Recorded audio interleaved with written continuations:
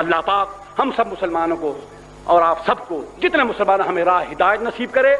ہمیں آپس میں مسلمانوں کے ساتھ مل جل رہنے کی توفیق عطا فرمائے، ہمیں حنبلیوں کے ساتھ، شافعیوں کے ساتھ، اہل حدیث بھائیوں کے ساتھ، مالکیوں کے ساتھ، ہم سب حنفیوں کو کتنی بھی قسم کے آپ کہلا لیں، یہ دیوبندی بریلوی ہم خود بنے ہوئے ہیں، نہ دیوبند آسمان سے نازل ہوا ہے، نہ بریلوی کو دوزخ میں سے آیا ہے، وہاں اچھے بھی ہیں برے بھی ہیں، یہاں اچھے بھی ہیں برے بھی ہیں، اللہ نے اہل حق کا ڈیرا یہاں لگا دیا، اہل حق بریلی میں بھی تھے، خداوند قدوس کی زمین پر تمام اچھے برے، مکے اور مدینے کے اندر ابو جہل، ابو لہب اور عبداللہ ابن ابی بھی تھے، اور محمد کریم اور ابو بکر صدیق بھی تھے۔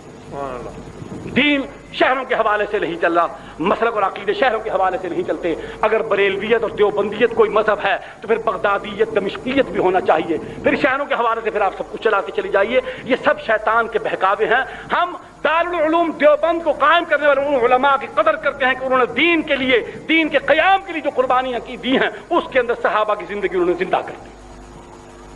ہم اس لیے ان کا اکرام کرتے ہیں۔ اور بریلی کے سید احمد بریلوی رحمۃ اللہ علیہ، سبحان اللہ، جنہوں نے اپنی جان اللہ کے سپرد اسی طریقے سے کی جیسے احد اور غزوہ احزاب کے اندر صحابہ نے رسول اللہ صلی اللہ علیہ وسلم کے حکم پر چلتے ہوئے اپنی جان کو نچھاور کیا، انہوں نے بھی بالا کوٹ کے میدان کے اندر اپنی جانوں کو ٹکڑے ادڑوا دیے، لیکن دین کے قیام سے رخ نہیں موڑا۔